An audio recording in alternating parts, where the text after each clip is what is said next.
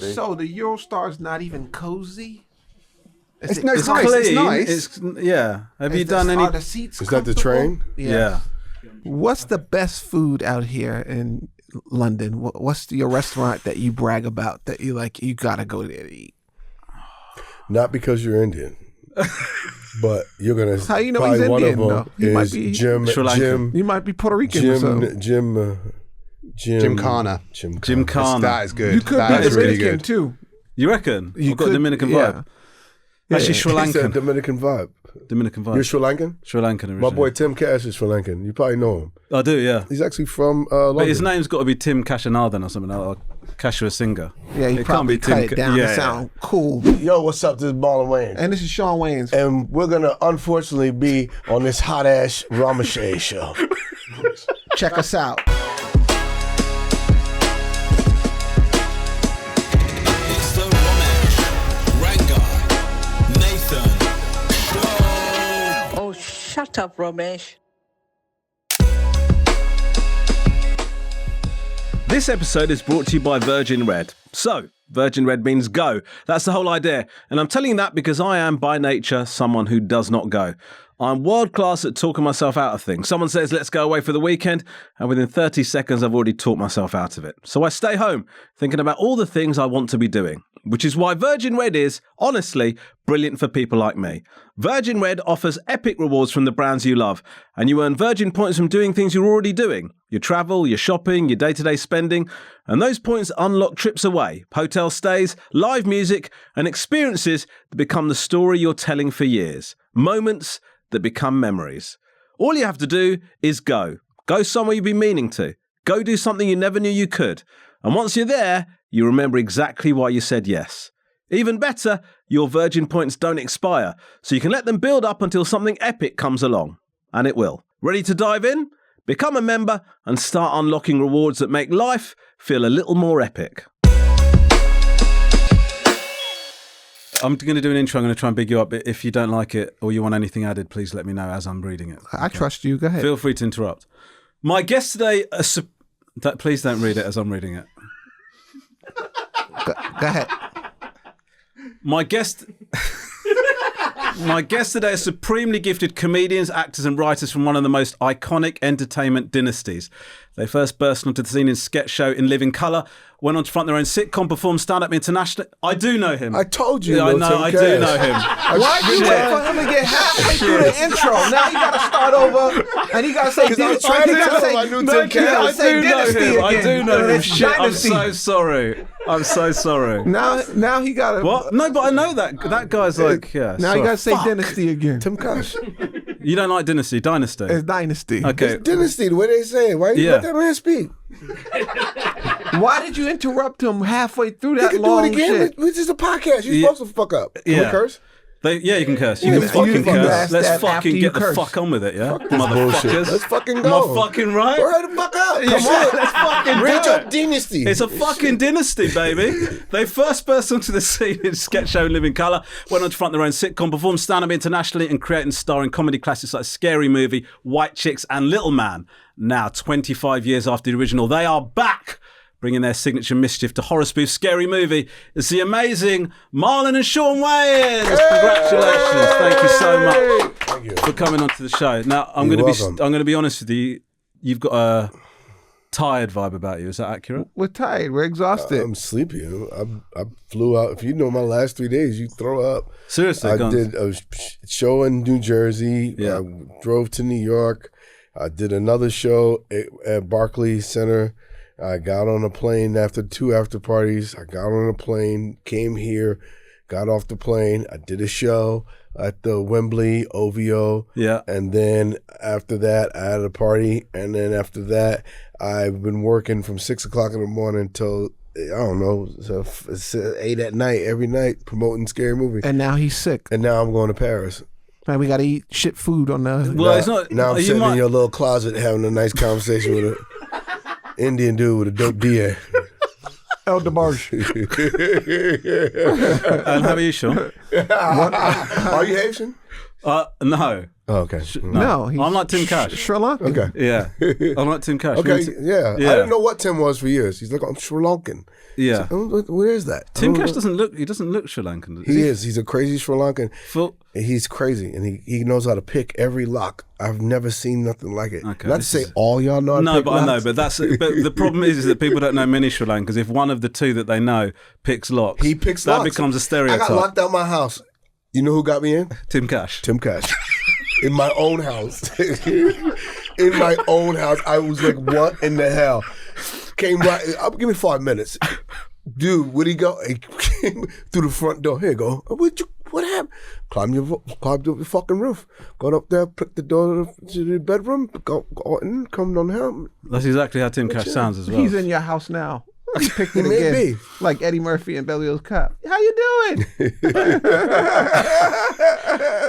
Welcome to the show. Thank you so Thank much you. for coming on, man. You guys are legends. How much do you enjoy being in London?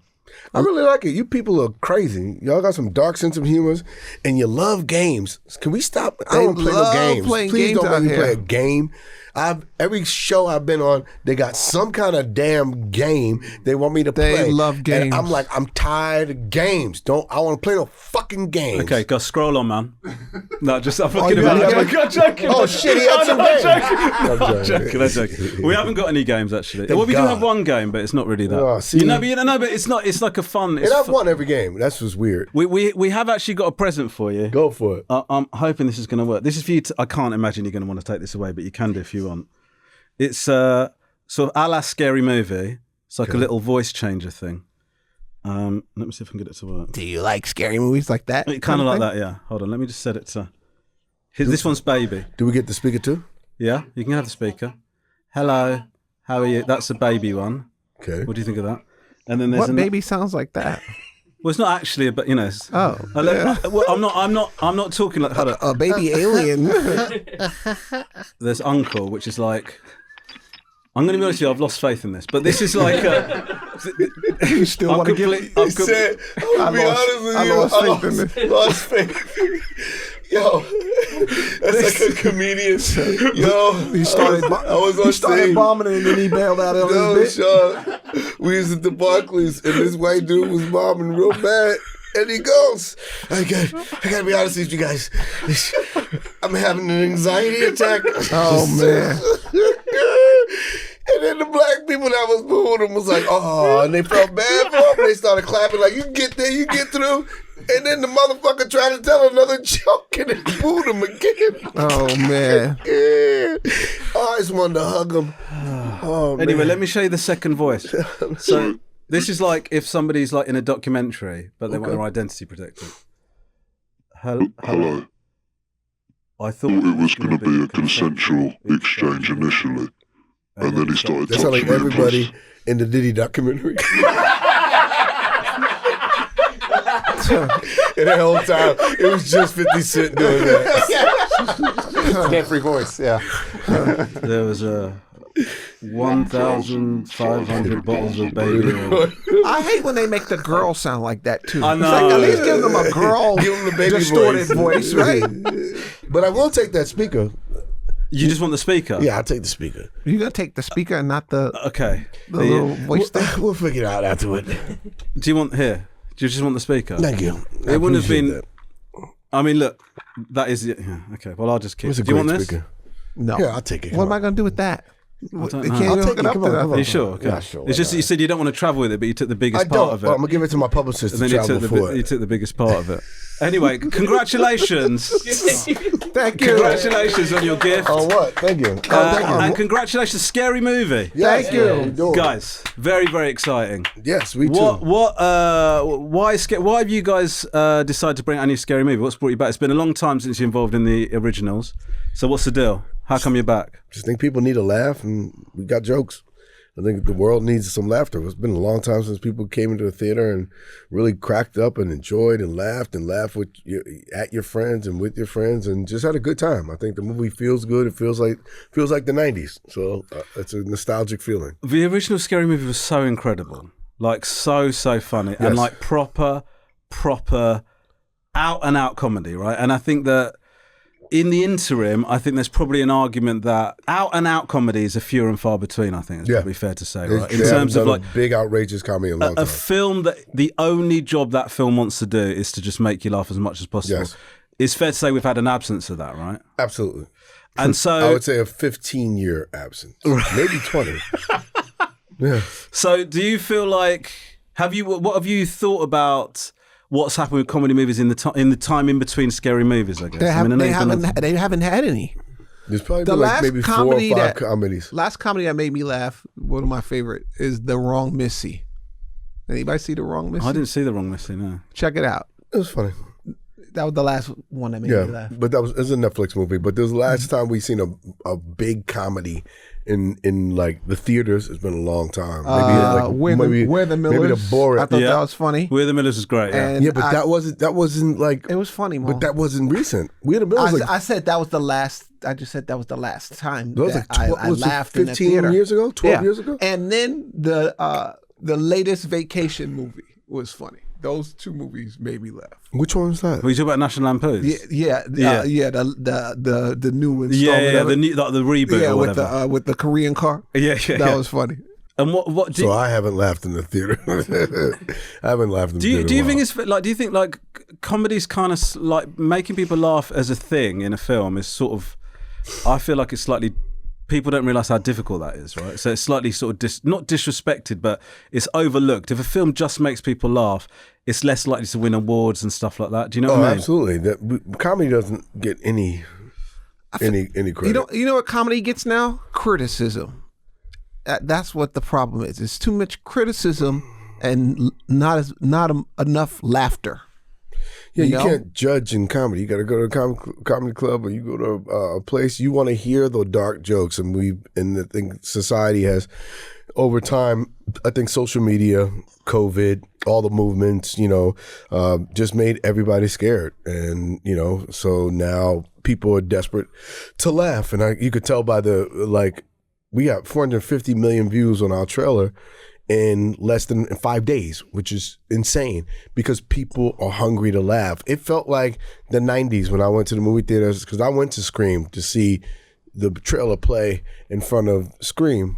I saw the Scary Movie trailer play, and it was just like, They was like, I can't wait. They was clapping. When they saw it was us, round of applause. I've never seen a trailer get like a round of applause and then a round of applause afterwards. So, we're excited that people want to laugh again. I think it's a good time.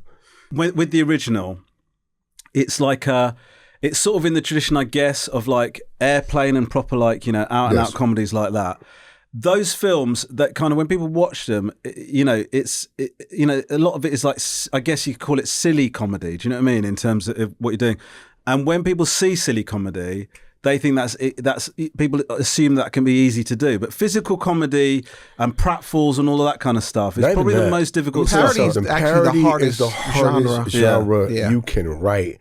I don't care. Drama, I'm not afraid of drama. I can write a story. A romantic comedy, I'm not afraid of writing those. A regular action, buddy action, I've written one. They're not as hard as a parody. On a parody, every joke, every page you're shooting 3 jokes a page. Everything is a joke. Every bit of dialogue is a joke. Everything, everywhere you're going. We're in a hospital. What's the name of the hospital? We're in a movie theater. What funny can happen here? What does the toilets look like? This is the way your mind thinks when you do a parody. The slug line got to be funny. The action got to be funny. The character got to be funny. The dialogue got to be funny. Every element has to be funny. And guess what? Not all those jokes are going to land. Yeah. So, your joke ratio might not be great, because even if you do land, you're going to miss, and you do it correctly, you're going to miss jokes because you're laughing through the next joke. So you want rapid fire, but it is the hardest thing that you could do. It is really hard. Do you generally go by whatever you guys think is funny? Does it make you laugh? Yeah, if it makes us laugh, a lot of times it'll make the audience laugh. Sometimes we're cracking up and then the audience don't get it. So, you got to trust your instincts. You got 200 years of comedy between me, Sean, and Keenan, and Damon and Kim. Like, my family been doing it for a long time. If you like Wayans' humor, you know what we do, and it's the same formula, different movie. How does it feel to be sort of part of a family that have made such a massive impact? I mean, like, I think I'd feel a lot better if I was part of Michael Jackson's family because they're just a lot richer. But that's just because I'm materialistic. That's all. But you've made an indelible mark on entertainment, right? And comedy in particular. And even in the UK, you know, you're revered. The Wayans family revered so much for the amount of really great comedy you've created. Thank you. Have you been able to sort of I mean, does it feel weird being part of that? Is it that's just normal life? I mean, we think it's very cool, and we love that the audience reveres us, and we appreciate it, and it's nice to. And to be honest, as much as we appreciate the love, it's like we're so busy working and doing that I don't have time to smell the roses. I just got time for planting trees and finding those jokes and doing all this. So, we don't do it for the accolades. We just do it because we just like making people laugh. So your drive is not you're not worried about legacy. Then is that what you're saying? You're just keeping on doing the next thing and seeing what happens. You don't worry. I don't think you think about legacy until you slow down. Yeah. Then you can go, what is my legacy and what is our legacy? And I think you can't the reach legacy kind of already has without taken just doing shape, the work. Though already. Yeah. You know, we've been in this game almost 40 years, so we already built a lot of the legacy. There's more years to come that will follow. And there's a shortcut. All we have to do is rob the Jacksons. Why do you keep bringing that up, man? Really no, I rich. think it's something that's not talked about enough, actually. Look, you and your little Sri Lankan boy gonna pick Tim Jackson's Kash. estate. You're taking Tim block. Yeah. taking Tim Kash to the ranch, Right? But do you, for example, the original Scary Movie was such an iconic movie. There's an argument against coming back and doing another one for you guys in terms of sometimes people feel like it's made such an impact. I don't want to come back to that and risk tarnishing it or whatever. Right? Does that ever occur to you? Crazy theory because it's like you don't throw punches and then look at your punch. You hit him in the jaw, like, oh man, that was a great knockout. And the boxer goes, I'll never need to throw another punch. I can never top that punch, man. You seen how he went down? Man, that was a 37-second fight. I'm done. I'm retired. No. You keep doing it because you just love the art of throwing the punches, and you don't know what lands, and you're not trying to top the movie. You're just trying to continue to entertain. And the audience, comedy is subjective, so the audience is going to tell you what movie they like the best. Some people love Scary Movie 1. Some people love Scary Movie 2. Some people love, white chicks. It doesn't matter which one it is, as long as they're all in the conversation. I think we did our job. Yeah. And then with regards to making Scary Movie, when people talk about making heavy dramas and stuff like that, they talk about the fact that you have to be kind of lighter in between takes and stuff because the stuff you're filming gets so heavy. Mm-hmm. Is it just non-stop pissing about on...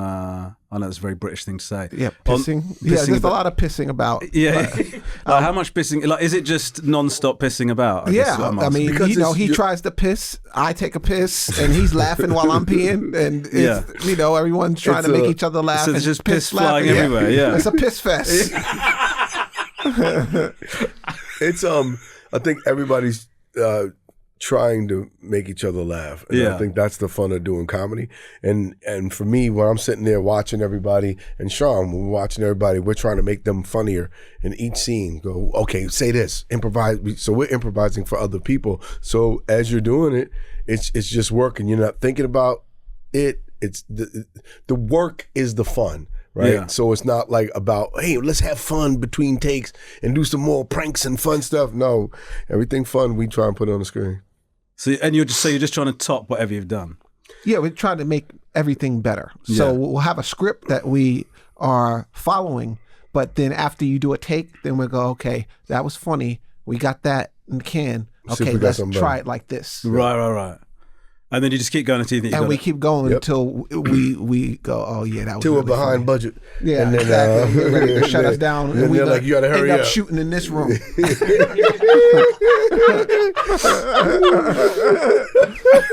I mean, are you constantly now when you're watching horror films? Are you constantly just like looking for little tropes that you can take and stuff like that? Yeah, we used to watch like 100 movies in order to write one movie. So you just watch them over and over again. Is there something else? What didn't I see? Try and place your characters in those situations. So it's a lot of work. But, over time, you get, a bunch of like jokes, and then you got to pare down the jokes and go, which ones are we going to fit in the story? And then you write your first draft, and your first draft is, very long. I think our first draft was like 189 pages. What character you assign those jokes to? You have to figure that out. It's a process. But, end of the day, how many laughs can you get out of a movie? They say a good comedy, you laugh 5 times in the theater. And I don't think we've ever done a movie where we try to make people laugh only 5 times. Yeah. They say if you laugh 7 times, that movie's hilarious, right? Okay, well, then this is going to be absolutely hilarious. This may be the funniest movie of all time. But that's like the film reviewer's rule of thumb, right? If it's got 7 laughs in it. I don't know. I don't know what sure. those guys do. It's like we don't even do it for the reviews, man, because we've been so beat up by the reviews. We expect the reviews to never be good. Look at our Rotten Tomato scores. White Chicks. White Chicks got like a 17. We got killed. Haunted House got a 6. Scary Movie 1 got like a 24. Scary Movie 2 got like a 20. We have terrible Rotten Tomato scores, but our movies, classics. 20 years later, people still want to see Scary Movie with the Wayans. 20 years later, they're still asking for White Chicks in living color. All the things that we've done over the past, they never got great reviews. Don't Be a Menace got slaughtered in reviews, but people love that movie. We do it for the weed head don't care about no reviews, and he cared. Did you make him laugh, bro? Can I get high and watch this again with some of my buddies? Did I eat munchies during this? That's all. So are you bulletproof when it comes to reviews? Don't give a shit. I won't say that. We just don't really trip on it. That's right. Okay. We know that their job is to review, and you can't go to school for and study movies and then they have a different sense of humor than we have. Yeah. And so comedy is subjective. So they have every right to review, and we don't get mad. Sometimes they're so bad, we read them out loud and laugh. Conan used to do that. We used to read them out loud and laugh. Like, what movie did they watch? So, and like I said, we have respect for the critics and everything because they have a job to do. But, we make these movies for the audience, and we want this movie to be, so funny. Fuck the critics, yeah? That I won't say. No. We won't say that. Like, because fuck them, man. We'll get we don't give negative a fuck. 35. We don't give a fuck what you got to say. Fuck you, man. 35. If you're watching this and you're a critic, fucking suck my dick. Am I right? No, that's not. I can't wait till you do a movie. I want to read that review. And we've got a question from my mum, who is also Sri Lankan. Okay, hello. No, this is a voice note. I've not heard this, so I don't know what she's going to ask you. Okay. All right. Hi guys, I'm Romesh's mother. We work together. Sometimes Romesh's brother joins too. Do you find it easy to work with family, or do you fight on set? When Romesh is a silly bugger, I just tell him to shut up. Have a wonderful day. This is Romesh's mom, Shanthi. Thank you. Okay, So she introduced cute. herself and introduced herself at the end. She threw in a slam on me for no reason. Yeah. That's cute. How difficult is it to work with family? It depends on what can be mood really, they're in. really fun. It can be really, really fun. When we did White Chicks, Sean did not want to be bothered. He hated me. But it wasn't his fault. He had these things in his eye. We hated each other. We had these contacts in our eyes. We was in heels. Our feet was hurting. We was under It was duress, cold. makeup. We had a mini skirt on. And one time I 0 was trying degree to weather. get him to get on his mark. And he was like, yo, leave me alone. Don't touch me. And Keenan was like, he's just trying to help you out.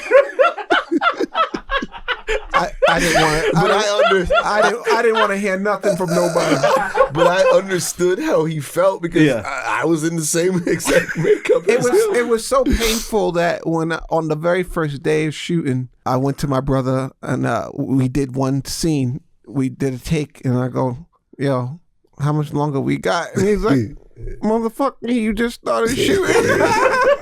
You got 18 more hours. I was like, man. But yeah, it can be difficult, but I think it's rewarding. You know, this is I think we've always made magic together. And look, you only got so much time in this world, in this synapse we call life. So why not do what you love with who you love and laugh all the way till we can't laugh no more? One of the tricky things about it is that you know, when you're doing comedy, you're trying to get, as an individual, you're trying to get, particularly when you're doing stand-up, for example, you're trying to get as many laughs as you possibly can, right? And it's quite a selfish pursuit. And then if you're doing something as part of like a cast or a group or whatever, you've got to sort of put your ego to one side and go, we're working for the benefit of the whole thing, right? Are you able to do that with your brothers, like, you know, in terms of like, do you ever get worried about, I don't know, somebody's got more laughs than someone else, or somebody's got bigger lines or anything like that? I want everybody in the scene to be funnier than me. Right. Right? If I'm going to be funny, I want everybody around me to be funnier. That's why it's going to be a hilarious scene. And when, you know, he does a scene, I want to make sure that it's not just a good scene. I want to make it hilarious. How do we make this one the best scene ever? Because I'm not in the scene, we both look out for each other. Like, here's how we can make this scene funnier. Yeah. And you have to be unselfish, especially in our position, because we're not like just some actors, right? We're the writers. We're the producers, we're you know, stars and the visionaries of the project. So we have to, you know, be the point guard as well as the shooting guard. Yeah. So we watch each other's scenes, and after the director says cut, I'll go over to him with notes and be like, yo, that was really funny. You should try this. Oh, do that. Or when I do my scene, when they yell cut, Marlon will come over and go, yo, that was really funny. You should try this. Oh, try that. Do this line. And then I'll try it, and then, you know, it'll be funny. It'll take it to the next level. What's the dynamic? Is it completely equal amongst all of you? Is there somebody who's got like the power of veto, or do you all have the same sense of humor? I think we've learned over the process, like, is to acquiesce, right? Some people have a vision for things, and so you have to do that and let them execute, because it's hard for everybody to have the same exact vision, but who's going to be doing the day-to-day work and bring the vision home? And that's who you got to, you know, at the end of the day, you got to trust that person. I mean, and I imagine that takes... Except for when Keenan's directing. When Keenan's directing, yo, we do what Big Bro says. Not just what Big Bro says, but he's one of the greatest comedy directors of all time. Yeah. So, you know, that's a different set of circumstances. That's when you sit there and, we're producers and writers, but Keenan's the director, so we got to listen to our director because he's the visionary. Right. Now, let's talk about In Living Colour. Absolutely enormous show. Yes. I don't know if often compared to SNL, I don't know if you're aware, SNL UK's just started over here. Yeah. Okay. How do you feel like, I mean, you mentioned it, Marlon, the fact that people still talk about In Living Colour. Yep.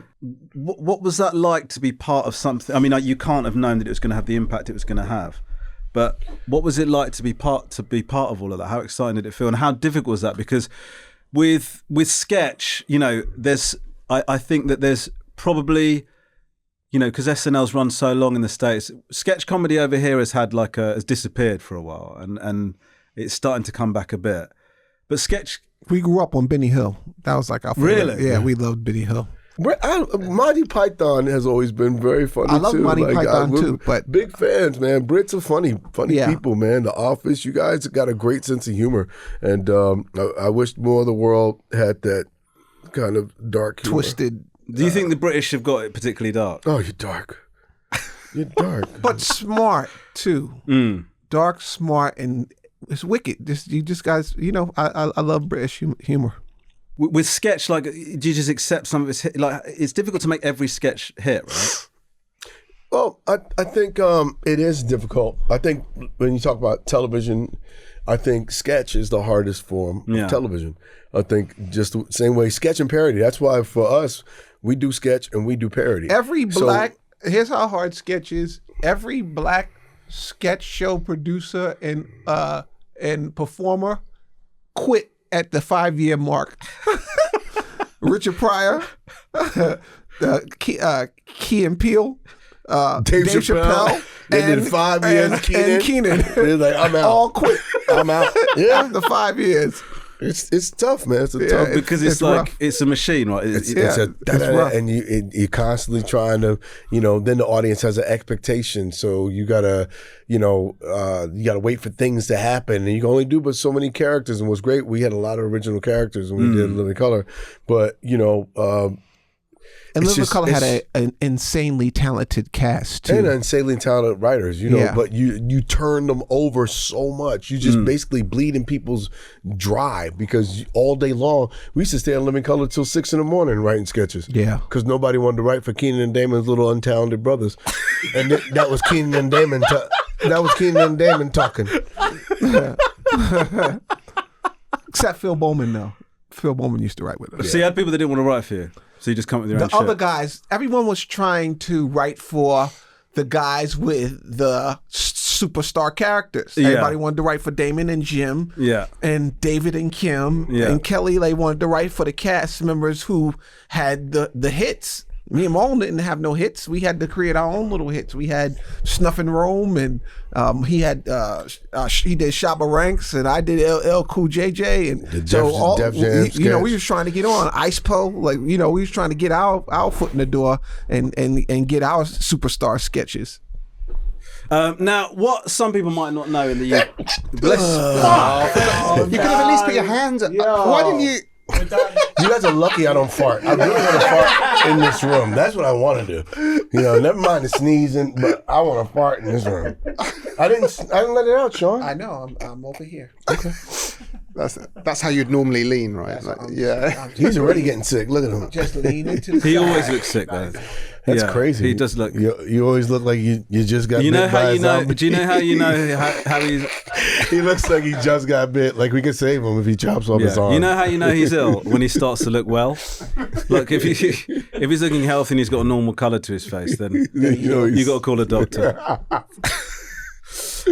Now, what people in the UK might not know is that the modern Super Bowl halftime show, the spectacle of that show, is down to you guys, right? That's fair to say, right?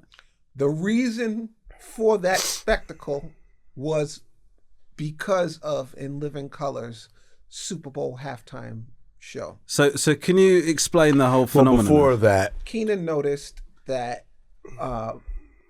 Keenan and Damon noticed that it was brought to their attention that everybody was nobody watches the Super Bowl halftime show. Well, back then when the Super Bowl was on, because back in the day it was just like college band, so everyone was cheerleaders. So people would turn to something else, and then they would turn back to the game.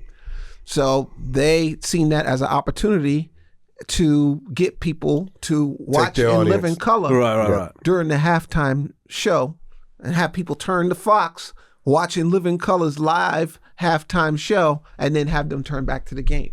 And so that's what happened. So Super Bowl lost like half of their audience, or maybe even more than that, because everybody tuned into that episode of And that was so big that the next year they hired Michael Jackson to do the halftime show. Yeah. So I mean, that is incredible, right? Yeah, that was crazy. To spot that opportunity and then to, I mean, that in and of itself is an amazing impact to have. Yeah, that was crazy. And a dream of mine, because I have these crazy ideas and crazy dreams. Robbing the Jacksons. Love to one day. Rob the Jacksons. I want to do the In Living Color reunion show as a Super Bowl halftime show, but that's what we actually do it with the Super Bowl in coordinations at the Wayans, like the way Dr. Dre and them did to do the In Living Color takeover halftime show associated with the NFL. And just lay it out a half-hour comedy sketch show. They hate us. Reunion. No, Sean, that would be so. Kidding me? Those guys. That would be so big. That would be so big.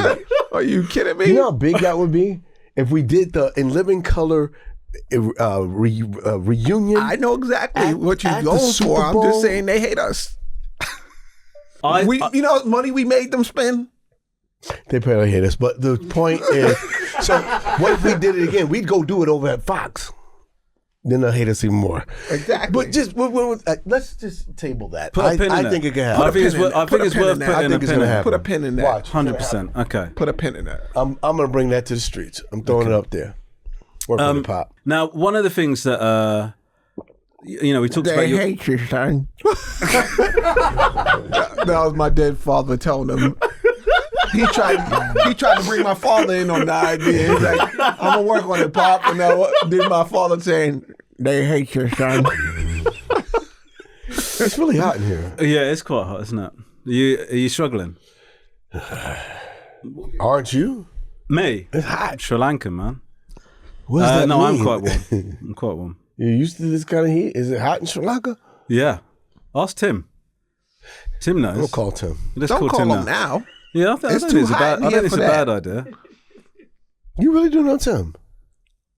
Can I just say that I do know Tim? No. You're gonna get I've sick. not- Don't touch his phone, dude. Okay, yeah, shit. Sorry. Yeah. I do know Tim. Yeah. Okay. Sorry. What does Tim host? Can you show Ben? You'll know. You're like a. Tim Kash. I do know him, yeah. Well, I don't know what he hosts that. He hosted MTV. He hosted. That's right. Hosted a show for. He probably hosts Cribs now. Amazon. Breaking He's in hosted people's a houses. show for. That's hilarious. He hosted a show for the Oscars. He's been on a lot of carpets. Tim Kash. Love you, boy. Yeah, big shout out to Tim Kash. You're Marlon's favourite Sri Lankan. Big ups. You're my second favorite. Thanks, but man. then again, Who's I your only know third? 2 Sri Who's your Lankans. third? Your mom. So now I know 3 Sri Lankans. Pardon? Yeah, a lot of people in this country prefer my mum, actually. It goes my mum, Tim, then me. Now, your impact has been particularly recognised by the black community in America, and they're rightly very proud of having this family represent them and the impact you've made. How important is that kind of representation to you? Is that something that plays any part in your thought process, or is that a byproduct of what you guys have just naturally done? I think it's a byproduct of what we naturally done, and It's very cool. Shout out to the families that came before us that made us dream. Shout out to the Jacksons, the DeBarges, even the Osmonds. I know they're not black, but they were influential in seeing a family work together, and so we grew up with that vision. And it's good to execute it, and I hope that we inspire the next generation of Wayanses. Well, because sometimes you don't think I think about this as like a brown performer, I guess, in the UK. Is you don't think about it, but then when I was growing up, there weren't many brown people on TV doing comedy or anything like that, Right. and so there was a couple of shows, and then you think, and then that gives you a sense of like, shit, I could do this, Yeah. and then now when you're doing what you're doing, if you think about what you've achieved. Without you realizing, there's probably going to be people that have decided to go into this. A lot of people decide to go into this as a direct result of watching you. I mean, that's a pretty amazing thing to consider. That's beautiful. Right? I mean, to be inspired, to inspire people, that's Yeah, I think that's very cool. beautiful. Yeah. But that's not why we did it. We wanted to tell these jokes and make some money. Yeah, I get it. It's about, obviously, primarily it's about the fee, but secondarily, if you've inspired somebody, that's a nice. Yeah, bonus, that's a isn't nice it? thing. Yeah, but it's not essential. It's a nice bonus. Yeah. Okay, we're going to play a little game. Remember I said to you... Stop! No. Game! We're going to play... At least No you gave more me a games. prize. You're Yeah. going to like this We'll game. play this game. You're going to like this Look game. at my little prize. Do you mind if I answer it like this? I can't play no more games. This man. game is called Misquoted. You don't have to do Let's go. anything. You just sit there and talk. I'm going to give you 5 quotes, okay? Some of them you said, some of them you didn't. Okay. And it will lead to some great content.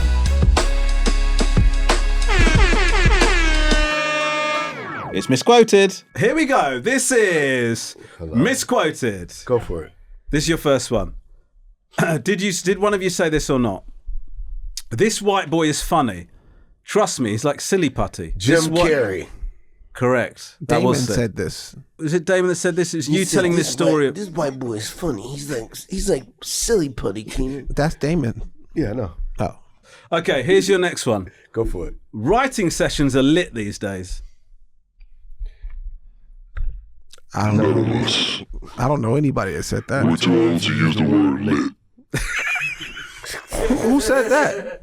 It's false. You didn't say I was that. gonna say, course. we did This That's is crazy. this is a quote about your writing sessions. We get lunch, we get green tea, we get in a room. That's true. We start talking about what kind of story we want to tell, get some funny gags, try to make each other laugh, and get the room as warm as possible. That's Sean on That's Sean. Good Morning Texas. So Yep. you actually like these kind of temperatures. That's why we've got the room like No, this. I like that in my house.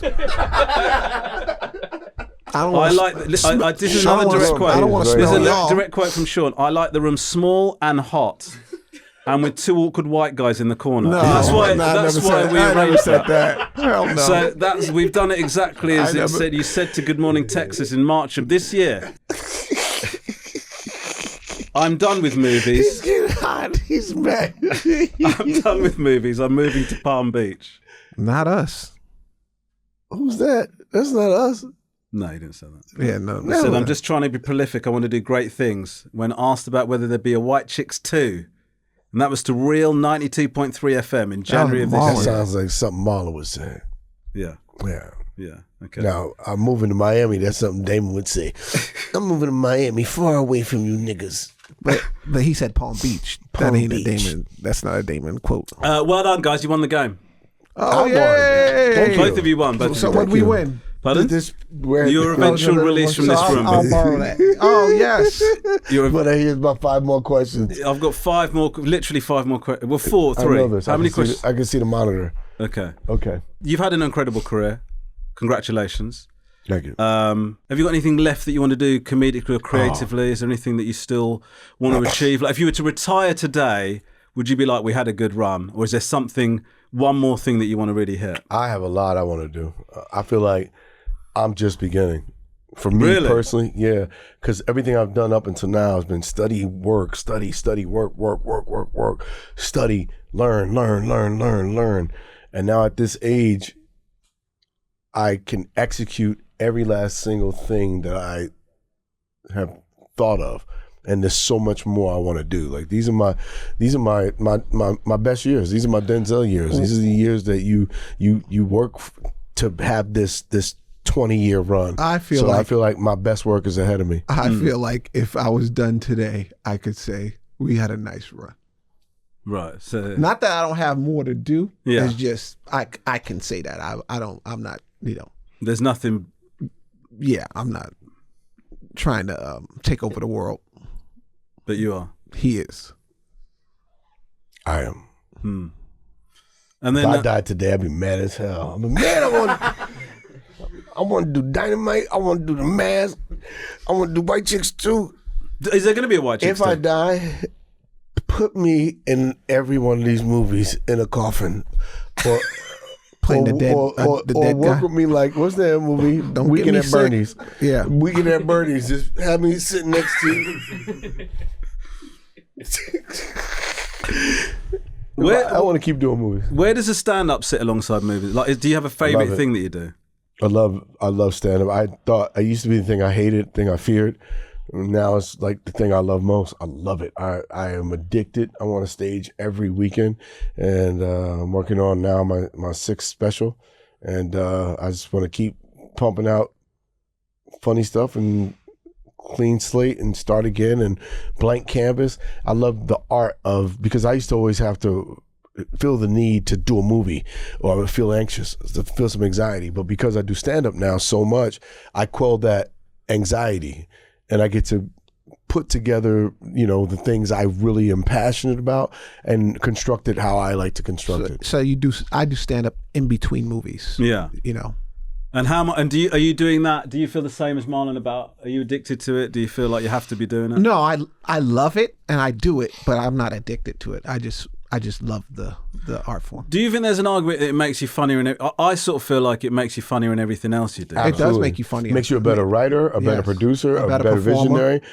You get very confident about a scientist. You know where the laughs are, and you could bring them. You could let them go, and then you could piss them off, and I know I could bring you back. It's just like I just love it. It helps me when I'm on set, when I'm improvising, or if I'm writing, or if I'm working with an actor or actress, and I'm like, oh, say that, because there's always the writer in my head. I always hear the audience in my head. I know when sometimes I go too far, but it's intentional. And I know how to pull it back, and I know how to lose the audience and bring them back. Losing the audience and bringing them back, there's not many things more fun, right? It's the best. Than just deliberately to piss them off. Start off with the premise that really pisses them off, and then your logic kind of brings them back in is amazing, right? Yes. But very difficult. It is. I mean, the pissing off bit. But when you was know so you easy. got the goods, right? Yeah. When you know you got it, I don't trip, you know, and people that walk out early, you missed out on where the real nuggets are. It's always in the last 2 minutes of the set, like the last 5 minutes. It's like on a sitcom.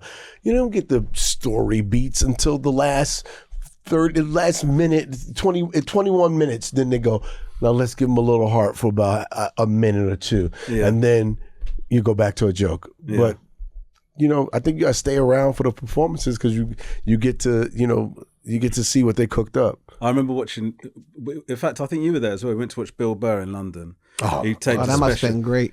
And he did a thing where the initial premise was, I'm sick of people saying that no means no.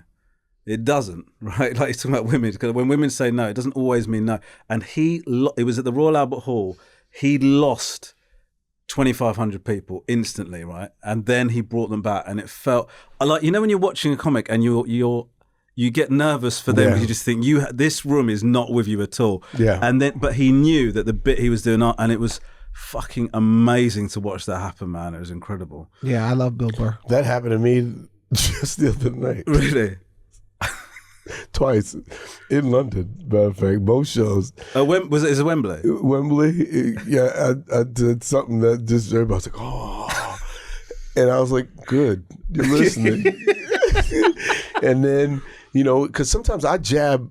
I don't start with a jab. I start with a right hand, punch you in the face, just because I just want to stir things up. Yeah. And then I want to earn it back, right? Yeah. I want to know that you're listening. Yeah. And you want to see what kind of audience you got. So you start a little dark. Sometimes I start with the dark stuff first, and then I get light. Or I could go light and then get dark. But yeah, why wait? What do you think about my brother Damon, you know, showed us the power of true comedy when you can lose them and bring them back. Yeah, and I love that, and I do that every set. Yeah, one of the things that comics keep getting asked is, and you sort of alluded to it when you start talking about Scary Movie, is that you know the idea of offense in comedy and all of that stuff. Do you feel like is that made up, or those are people that don't hit the stage?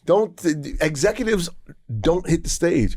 The social media, those people don't hit the stage. You can't tell me what to do with the audience. You can't judge jokes like that. You go to a comedy club, those people can judge a joke. When you go to a comedy club, people or a comedy show, people are still laughing. They're not talking about, oh, that was offensive. No, they are laughing. So to me, that whole cancel culture is just a bunch of bullshit. It's like social media is like it interrupts the laughter of a joke. Yeah. It's like if somebody's heckling you in the middle of your set at a live comedy show. That's equivalent to social media. It's like someone's talking in the middle of you trying to say something funny. They interrupted it, so they killed the joke. That's what's happening on social media. You know what's funny is I always looked at cancel culture like this. If you cancel me, that's okay, because my real audience will always come see me. The people that cancel you, y'all some bitch ass niggas. The real niggas gonna stay around. You sensitive people, y'all shouldn't have came to this show in the first place. So, but if I tell a joke and, you know, to 1,000 people and 12 people are offended, that's a great joke. Yeah. That's a good ratio. I killed it with that. Now, if I tell a joke and 988 people get up and walk out, I may want to get some new writers. I may want to rethink this, buddy. But then that was offensive, right? Yeah, so, you know, I try to make a joke that makes everybody laugh, but it's very rare that everybody's gonna laugh at the same time. Yeah. So you gotta hit these people, hit that sector of people, hit that sector of people, and then you bring them together to enjoy one big laugh together. But you know, it's an art form, and I think you should respect art that comes from people that spend so much time on stage, so much time doing movies. Me and my brothers have worked 200 years in this business, and if you guys want to see comedy, come see it from, you know, guys that have been doing this for 200 years.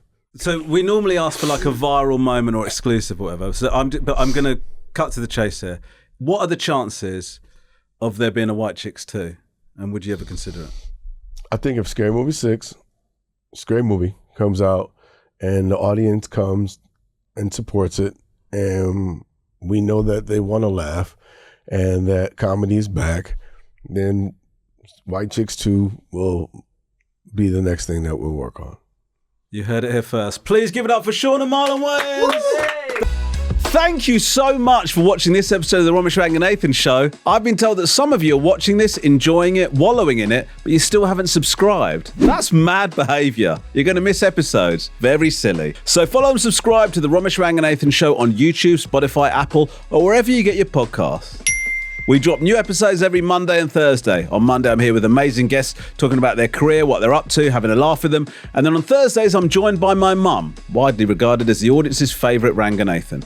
And we answer your questions, your stories, and your family dilemmas. So I'll see you on Thursday when I'm back here with my mum, Shanthi. Send your questions and stories to podcast@rangaby.com. Voice note or text on 07731 623 355. We genuinely love hearing from you, and there's a good chance you'll hear yourself on the show. See you next time. Oh, shut up, Romesh.